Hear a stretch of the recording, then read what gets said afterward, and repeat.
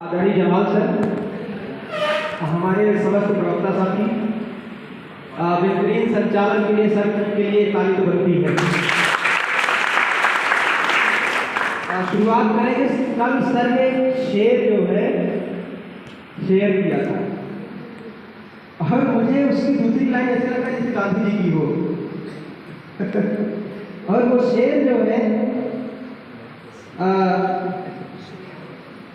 क्योंकि देखिए, तुम दिए बाद ए मुखालिफ से ना घबरा ए उकाब, ये तो चलती है तुझे ऊंचा उड़ाने के लिए। हमने कमेंट लिखा कि वो तो गए सर लेकिन ठीक ठाक है जो भी है। सर इसका मतलब बता पाए क्या? इसका मैं बता देता हूँ। तुंदी कहते देसी को, तुम दिए बातें मुखालिफ, मुखालिफ समझते ही होंगे, अपोजिट जो आपका दुश्मन है। बात कहते हैं हवा को, यानी जो अपोजिट से तेज हवाएं आ रही हैं आपकी तरफ, उससे न घबरा है उकाब। उकाब समझते हो कि ईगल, परिंदा होता है, बाज उड़ता है ऊपर। उसके बारे में कहा जाता है कि परिंदों में सबसे कहते हैं ताकतवर, जब हवाएं चलती हैं तो छोटे मोटे परिंदे नीचे आ जाते हैं, गिर जाते हैं। उसके बारे में कि जितना तेज हवा चलती है वो अपने आप को पंख को मजबूत करता है और ऊपर जाता है, इतनी ऊपर अपने को ले जाता है कि वहाँ से हवा का असर बंद हो जाता है, फिर वो फ्री हो जाता है हवा के असर से। तो शायद वही कह रहा है कि तुम दिए बातें मुखालिफ से न घबरा है उकाब, ये तो चलती है तुझे ऊंचा उड़ाने के लिए। कि जब हवा चल रही है, अपोजिशन से जो शासित हो रही है वो आपके लिए और क्या है, बेटर है, वो आपको और ऊपर ले जाएगी। जब ऊपर जाओगे तो इन सब चीजों से बड़े हो जाओगे।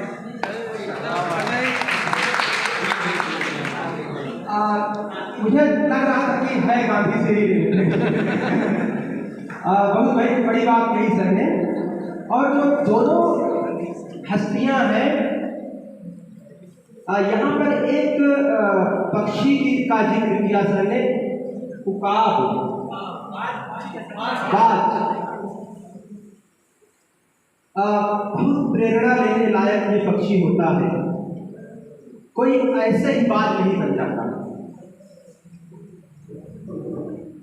जो कहते हैं ना कि गांधी थोड़ा जो है ध्यान रखिएगा, पांडे जी जो है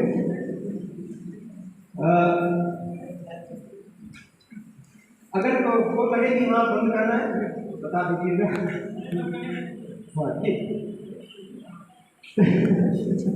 तो बात जो है, आप जानते हैं कि पक्षियों में जितनी भी सृष्टि में है चिड़िया, उनमें सबसे तेज, सबसे अचूक उसका निशाना होता है और सबसे सफलतम, सबसे ऊंचाई तक उड़ने वाला पक्षी होता है। लेकिन इस सफलता को हासिल करने में उसकी लगभग 80% जिंदगी खत्म हो जाती है। कब इसको वो हासिल कर पाता है? कहते हैं कि बाज की उम्र जो है 25-30 साल 40 साल हो जाती है। सब जैसे समय आने के बाद हम लोग जो है जरा अवस्था को प्राप्त करते हैं और उनके पंख इतने बड़े हो जाते हैं, चोंच इतनी बड़ी हो जाती है, उनके नाखून इतने बड़े हो जाते हैं कि वो चल फिर नहीं सकता, उड़ नहीं सकता। फिर वो जब बाज असली बनता है, जो कहते हैं ना कि वो जाता है, कहते हैं कि ये सच है, वो पहाड़ों पर चला जाता है और वहाँ पर जा करके बर्फीली चट्टानों से अपने उन जो एक्स्ट्रा जो उसके चोंच बढ़ गई जो बोझ है उसको रगड़ रगड़ के ठोकर मार मार के उसे निकाल देता है, अपनी नाखूनों को निकाल देता है जो जर्जर हो चुके हैं। उसके पंख जो है वो खत्म हो जाते हैं उस टेम्परेचर पे, और फिर बचता है उसका कंकाल, और उस कंकाल के बाद पुनर्जीवन उसे मिलता है। और पुनर्जीवन जो मिलता है देखिए, जो जिंदगी की जो तरुणाई होती है बड़ी ही मतलब ऊर्जावान होती है, लेकिन उतने एक्सपीरियंस के साथ वो पुनः दुनिया में आता है। इसलिए बात समस्त पक्षियों में राजा के समान होता है, और पुनः जब वो आता है अपने कर्म क्षेत्र में तो उसे कोई पराजित नहीं कर पाता, पुनर्जीवन होता है उसी तरह उसका।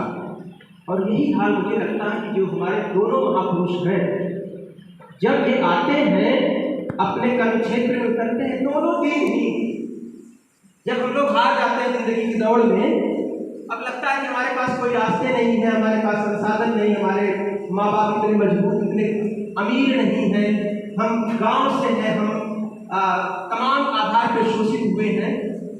ऐसे में इन दोनों महापुरुषों से प्रेरणा लेने लायक है कि वो व्यक्ति, महात्मा गांधी व्यक्ति न कहीं महान आत्मा, जब जीवन की शुरुआत होती है सबसे निरीह जीव, मतलब शरीर जो है सबसे कमजोर बच्चों में गिने जाते थे,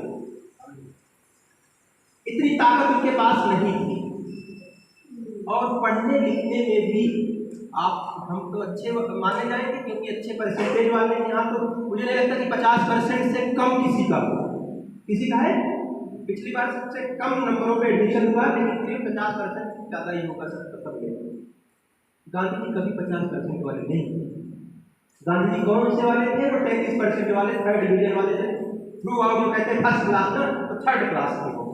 जब 3rd क्लास कहा जाता है ना, तो चेहरे की जो भाव भंगिमा है बदल जाती है लोगों की। आज के जमाने में ये 3rd क्लास बच्चा है तो फिर वो नेग्लेक्ट है, वो किसी काम का नहीं, वो बेकार है, ये माना जाता है। और वही 3rd क्लास दुनिया का नेतृत्व करता है।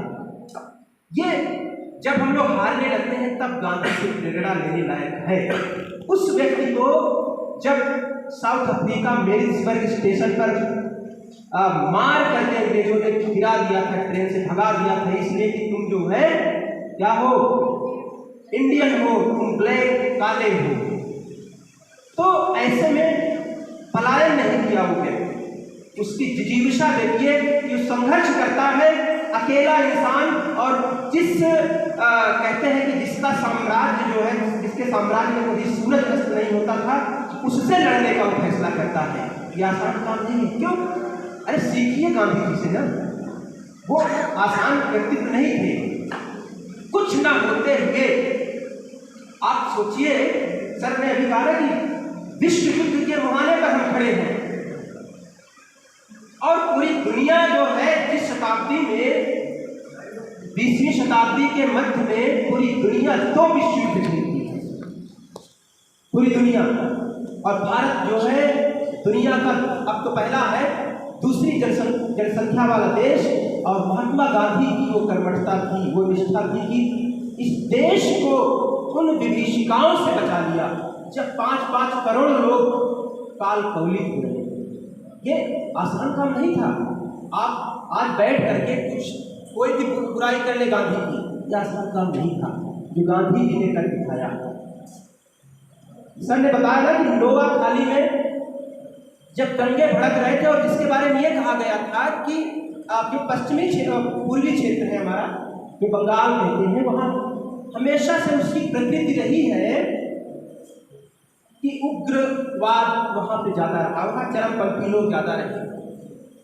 उस क्षेत्र में हिंदू मुस्लिम दंगे प्रायः हुआ करते थे, क्योंकि वहाँ पर मुस्लिम बाहुल और हिंदू बाहुल, मतलब हिंदू मुस्लिम 50-50 के आसपास थे, तो वहाँ पर कोई कम नहीं था। और ऐसे में, और ये पश्चिम वाला क्षेत्र, पश्चिमोत्तर वाला क्षेत्र, यहाँ उतनी बात नहीं थी। दोनों जगहों पर दंगे होते हैं, और गांधी जी वहाँ नोआ खाली में पहुँच जाते हैं, जो एकदम कट्टरता की चरम पर था। और अकेले गांधी जी के जाने से करोड़ों जिंदगियां बच जाती हैं। और इधर पश्चिमोत्तर में गांधी जी नहीं गए थे, 10 लाख लोग आज़ादी के आसपास, 10 लाख लोग अपनी जिंदगी इस दुनिया से चले गए थे। और वहाँ जाने के बाद उनके बारे में क्या कहा माउंटबेटन ने कि 1 मैन बाउंड्री, अकेले गांधी के जाने से वहाँ पर हिंसा नहीं भड़कती है। ये आसान काम नहीं था।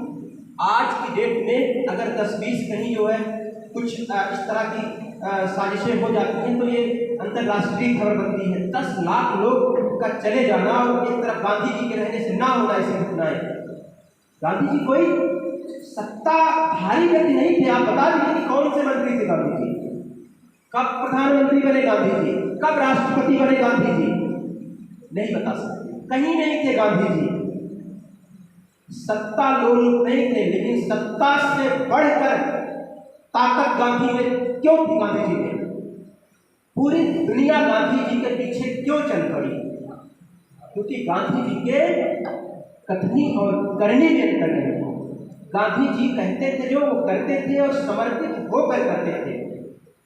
इसलिए गांधी के जीते जी पूरा देश गांधी जी को भगवान के रूप में मानता है, ईश्वर स्वरूप मानता है। न हिंदू, मुस्लिम, सिख, ईसाई कोई नहीं, सबके पिता थे गांधी जी। इसलिए गांधी जी की जो है पूरी दुनिया लोहा मानती है। भारत में हो सकता है कि हम लोग कपूर हो गए हों, हम लोग गांधी जी को नेग्लेक्ट कर रहे हों, लेकिन जब कभी इतिहास पुरुषों की बात की जाती है, शांति की बात की जाती है, तो ऐसे में गांधी जी का नाम सर्वोपरि है। दुनिया में जो उदाहरण दिए जाते हैं शांति में, दूसरे गांधी कहलाते हैं। तो गांधी जी कोई सामान्य हस्ती नहीं थे। तमाम ऐसे प्रकरण आए गांधी जी के संदर्भ में जब उन्हें कलंकित करने का प्रयास किया गया, लेकिन फिर भी गांधी जी का अस्तित्व, जैसे कहा ना अंजनी जी ने कि गांधी में हो सकता है कि व्यक्तिगत स्तर पे कुछ कमी हो सकती है, लेकिन गांधी जी की जो विचारधारा है वो कमी नहीं कर सकती। गांधी मर सकते हैं लेकिन गांधीवाद कभी नहीं कर सकता। गांधी की प्रासंगिकता काल युगों से परे है, हमेशा वो जीवित रहेंगे अपने विचारों से, अपने कार्यों से। हो सकता है व्यक्तिगत कुछ कमी हो सकती है। गांधी जी हमेशा अपने को परिष्कृत करते हैं समय समय पर। छोटे छोटे तमाम उदाहरण आप जानते हैं कि एक बार एक महिला आई थी गांधी जी के सामने, सामान्य सी बात थी। उसने कहा कि आप तो दुनिया को समझाते रहते हैं, मेरे बेटे को भी समझा दीजिए। क्या कह दीजिए? यही कह दीजिए बेटे गुड़ मत खाया करो ज़्यादा, ये बहुत गुड़ खाता है। तो गांधी जी ने कहा जाओ 2 महीने के बाद आना। 2 महीने के बाद आया, वो माँ आई तो समझा दिया उन्होंने, बेटा बहुत ज़्यादा गुड़ नहीं खाना चाहिए, आँख खराब हो जाते हैं। तो गांधी महिला रुष्ट हो गई कि भाई जब यही कहना था तो 2 महीने पहले कह देते। तो गांधी जी ने क्या जवाब दिया था? तो गांधी जी ने कहा था कि उस समय मैं भी गुड़ खाता था, बहुत खाता था, 2 महीने लगे मुझे छुड़ाने में, आज मैं नहीं खाता, उसमें कहने की हिम्मत कर रहा हूँ। ये छोटी छोटी चीजें हैं जो गांधी जी को महान बनाती हैं। और हम लोग सिगरेट पीते हुए, धुआं उड़ाते हुए कहते हैं कि सिगरेट नहीं पीना चाहिए। ठीक, ये ऐसे नहीं मानेगी, ऐसे आपका अनुकरण जो है। तो महान हस्ती गांधी जी को कलंकित करने का प्रयास किया जाता है भगत सिंह के प्रकरण में। पांडे जी का रिसर्च भी गांधी जी के ऊपर है, जानते हैं आप कि दोनों का ध्येय लगभग एक ही था। भाई हम लोग इतने लोग हैं लेकिन सबकी विचारधारा एक ही काम के अलग अलग तरीके होते हैं करने के। तो यद्यपि हर व्यक्ति 99% गांधीवादी है। दुनिया में जितने आंदोलन, जितने भी काम हो रहे हैं, घर में जिस तरह से जीते हैं, ये तुरंत ही कट्टा बम पिस्तौल नहीं लगा देते, बम नहीं फेंक देते, तुरंत लाठी लेके। ये अंतिम हमारा रास्ता होता है जब कोई रास्ते नहीं बचते। हिंसा या मारपीट, चाहे घर में हो कहीं बाहर, ये जब इसका मतलब आपके अंदर सहन करने की क्षमता नहीं रही, वो ताकतवर नहीं जो बंदूक चला दिया।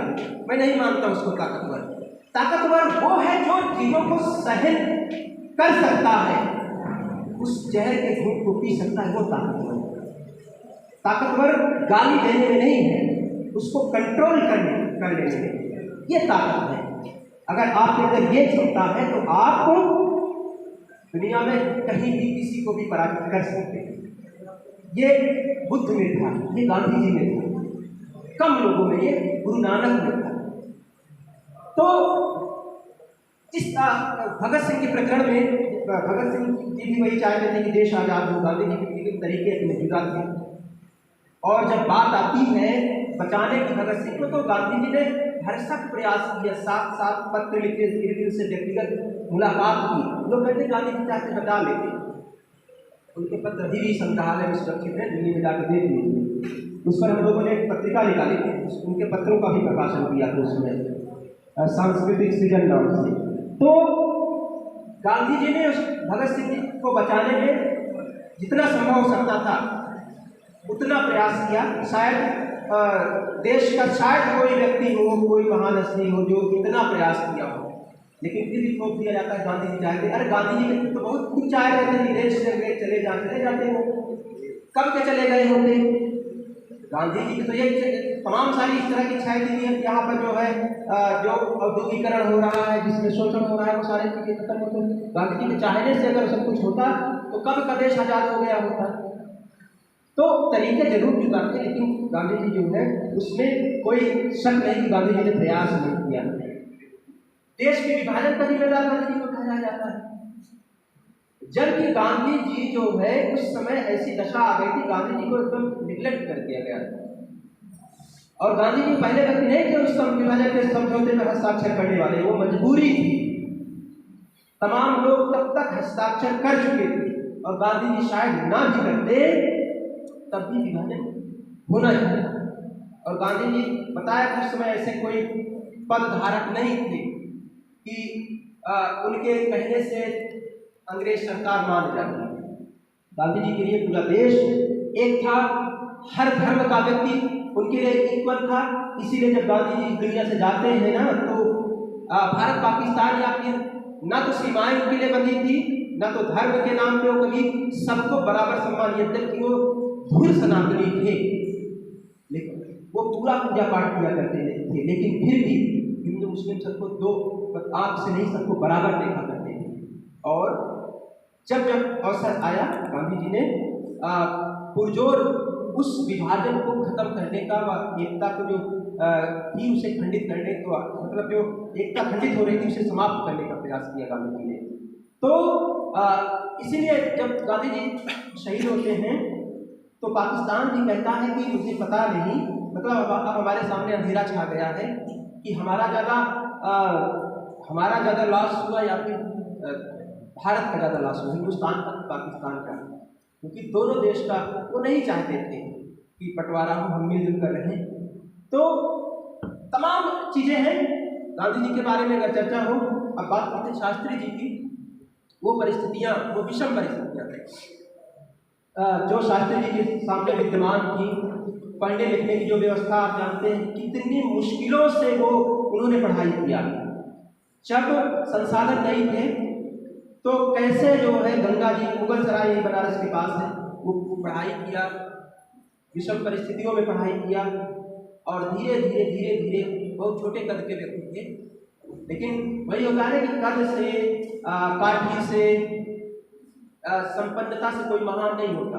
पैदा होते हैं आदमी सब एक ही जैसे रहते हैं, लेकिन जब इस दुनिया से जाते हैं तो उनका बजट इस दुनिया में कितना, इससे उसका इतिहास में से निर्धारित होगा। तो शास्त्री जी अपनी कर्मठता से, अपनी ईमानदारी से दोनों का लगभग व्यक्तित्व एक जैसा और शीर्ष पद पर भारत में पहुंचते हैं। जब परिस्थितियां प्रतिकूल थी तब देश के शीर्ष पद पर वो पहुंचते हैं, उसको सुशोभित करते हैं।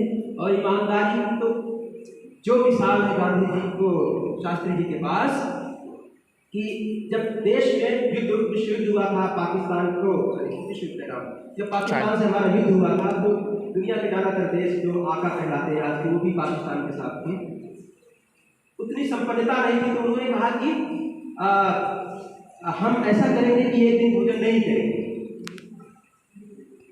तो पहले खुद उन्होंने करके दिखाया, जैसे गांधी जी करके दिखाते हैं। अपने यहाँ मतलब अपने किचन में एक दिन मतलब एक टाइम का भोजन बनना बंद करवाया और फिर देशवासियों से आह्वान किया, तब पूरा देश शास्त्री जी के पीछे चल पड़ता है। और शास्त्री जी जब तमाम ऐसे प्रकरण हैं कि जब उनके इंट्रोड्यूस कराने की बात आती है, बच्चों को इंट्रोड्यूस कराने की बात आती है, जब लोग पढ़ते हैं तो पता चलता है अच्छा प्रधानमंत्री के बेटे आप हैं, उनका क्या नाम है, कौन शास्त्री है, सुनील शास्त्री। तो मतलब कभी भी प्रधानमंत्री होने का गर्व उनके अंदर नहीं था। और जब मतलब प्रधानमंत्री पद से हटते, अच्छा हम उस जमाने में भी जब उनके पास जो व्यक्तिगत कार थी उसका लोन नहीं चुका पाए थे, ताउम्र। सोचिए एक प्रधानमंत्री जो अपनी कार लोन पे लिया और जो है कर्ज छोड़कर जा रहा है, इतना बड़ा त्यागी महापुरुष कौन हो सकता है। तो ऐसे इसलिए ये महान है, ये महापुरुष। बहुत सारी कहानियां हैं लेकिन सभी कहानियों का जिक्र नहीं हो सकता, चाहेंगे कि बस यहीं पर अपनी बात को विराम दें। और जैसा कि सर ने कहा, एक पंक्ति मैं भी कहना चाहूँगा कि ये क्या हुआ कि फासले कितने बढ़ा दिए, ये क्या हुआ कि फासले कितने बढ़ा दिए, इन दो घरों के बीच में दीवार ही तो है, इन दो घरों के बीच में दीवार ही तो है। हमें ऐसे महापुरुषों से जो दोनों, देखिए कि अपने धर्म का पालन करते हुए इंसानियत को कभी नहीं भूले, ऐसे महापुरुषों के विचारों का अनुसरण करना है, उनको अपने जीवन में धारण करना है। कोई कुछ ऐसा अवरोध है ही नहीं दुनिया में जो आपको रोक सके। बस आप पढ़ लीजिए